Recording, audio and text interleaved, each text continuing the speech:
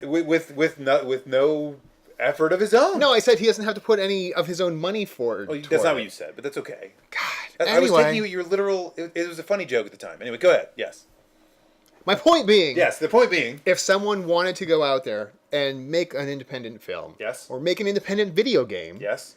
They have this avenue to do it, which seems to be very successful. And that is what's interesting. Yes. That there could be a kind of... But it helps if they have some sort of cachet. Absolutely, right? And I think... But what's cool about this is that I think we can all agree Psychonauts is an awesome project. Psychonauts 2 is an awesome project that never would have happened except for this kind of format. So now you can actually... If Psychonauts 2 comes out, you can say that something hit the market, whether it's when it popular comes or not, out. Whatever. I'll buy it. When it comes out, you're going to be able to show something that never would have happened without the effort of so many fans and people supporting it, right? Mm-hmm. And not in that kind of crappy, fake Oscar way. Like, oh, none of this would have happened without the fans. You know, like people say that when they're in their acceptance speeches. Right. Like that's this horseshit. literally... This literally would not have happened without the fans. Yes.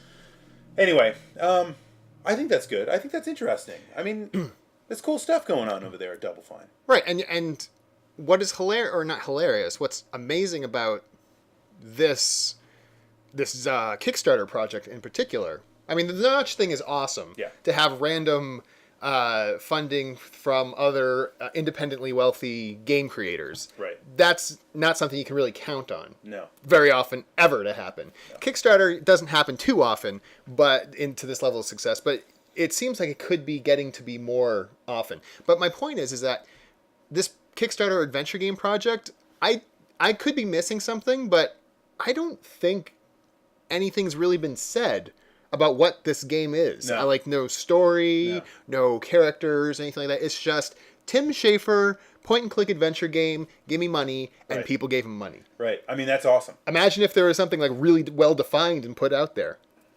As soon as Sid Meier quits Firaxis, he could make any freaking game he wanted to. Is Firaxis still around? Oh yeah, Firaxis. Oh, they got bought. Oh, well, okay, yeah. But I mean, you know what I mean, like the team from Firaxis, right? But yeah, so yeah. We're gonna do a Clan of the Grey Wolf movie. Yay! On Kickstarter. Not gonna happen. Well, maybe far in the future. If were I to be Mario or Luigi, which one would I be? All right, good. Gagey. Yeah, he says as he drinks a lime Coke, a lime flavored Coke. No, Diet Coke, lime flavored Diet Coke. Diet Coke with lime. All right, so I think we've beaten that topic to death. Why don't we move on to something that's a little bit more trollish? Noisy. That would be the garage door. Okay, good, Yeah. good. I'm just wondering. I didn't know. I thought maybe the floor was falling out. Yeah, that is our earthquake. Perfect. That we have so often. Well, everything will be fine. Yes. So, all right, cool. So we wanted to talk this week. Yes. As I did in the Weekly Ringer for this week. Go check it out. About Star Wars. Now, why are we talking about Star Wars? Well, because the latest cash grab just came out in theaters on Friday. Cash grab. Monies. Yeah, so anyway, in case you didn't know, the prequels, at least I think that's all that's been slated at this point, the prequels. Although I think it's just a matter of time before all of them get put out this way, are being re-released to theaters, not just in their original form, but in 3D. 3D! In 3 dimensions. Right at the height of the craze. One more than 2. What? That's too many numbers you're spouting off there. Dimensions. Yes. So this is Star Wars Episode 1, Phantom Menace. Phantom Menace. Generally considered, in 3D. Generally considered the worst of the Star Wars movies. I just disagree with that. We're getting to that. I just disagree with that, but go ahead. Yep. Weekend gross, 4th place, $22.5 million. Billion. No, 22 million. No, it's million. It's 22 million. It was beaten out by Journey 2, Safe House. Well, I mean, The Rock is indestructible, so that makes and sense. The Vow. I don't even know what The Vow's about, but it must be a Valentine's Day chick. I'm thinking it's a chick flick. Yeah. Yes. Okay. Okay. So, the question is, what is wrong with the you gray people? is underneath that. That's interesting. Yeah, who saw this movie, okay? Okay, so it's been generally... This movie has been derided. It's been made fun of. Famously. Infamously. In so many ways for over a decade now, and yet it still is pulling in money. And, Dollar signs. And what worries me... Can we compare that opening weekend to the opening weekend it actually had? Oh no, that was ridiculous. But that's before anyone knew. Okay, better. I'm just saying. Go ahead. My point, though, is that what is Lynn's sanity?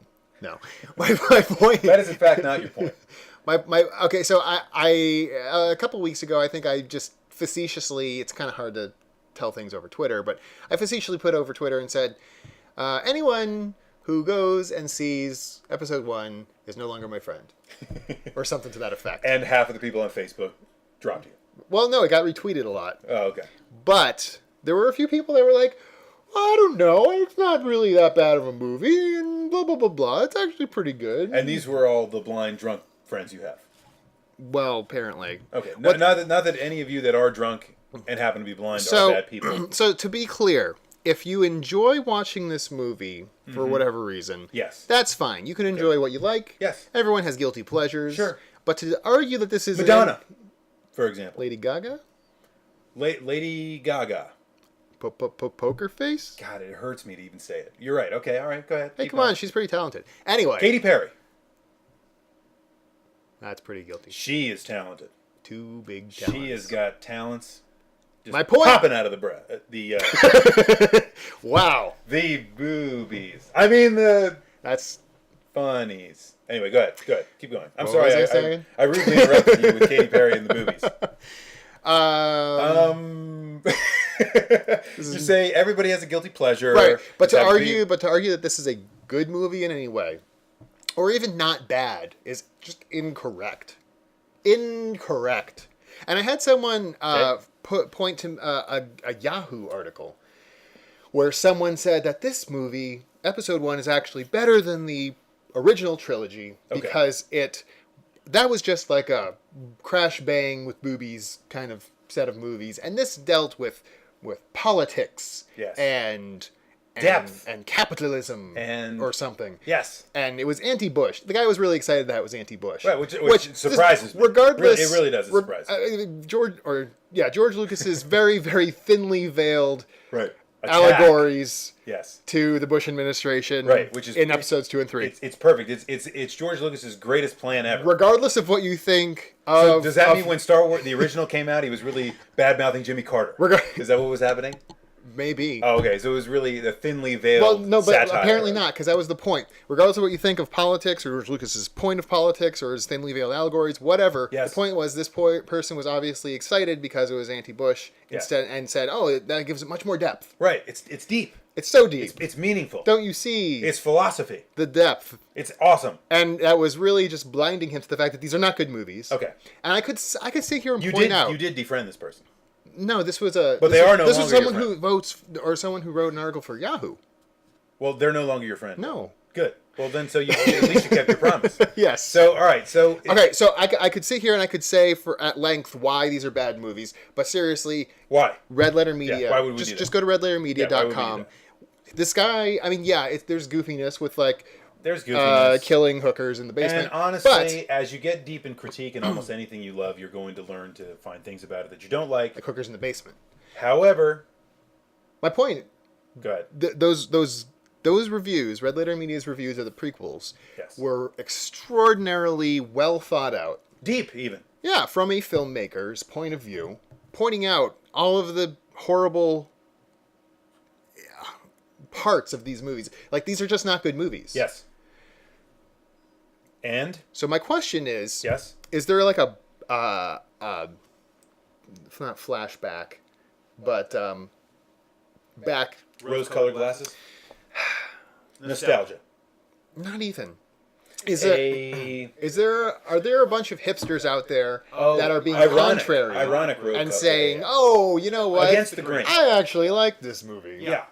Because Because it's ironic. it's hilarious, Right. in a horrible way, or not even. It's not. Well, that bad. they wear their Herman Cain shirts.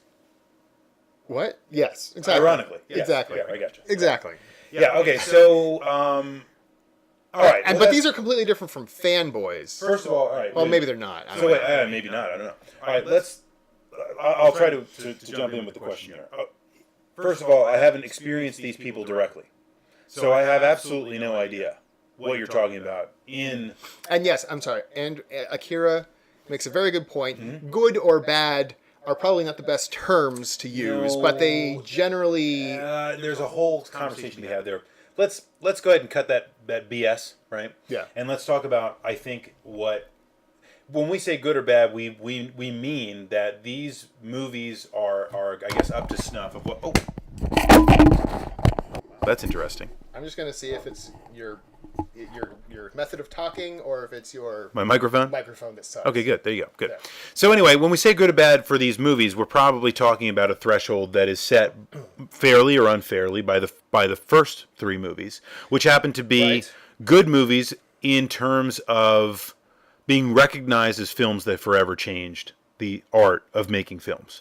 Right, and I will not argue that George Lucas's imprint on cinema is very important. Okay? He was a big part of that move away from the big studio system and like the new Young Turks or whatever you want to call them, including Spielberg and Spielberg. I guess Francis Ford Coppola and all Yep. of them, in order to kind of make more of what they wanted instead of producing Right. the crap that the Yes. big entrenched companies wanted to make. Right. Right, and very big and important for that. Like King Kong 3. Right, but Yes.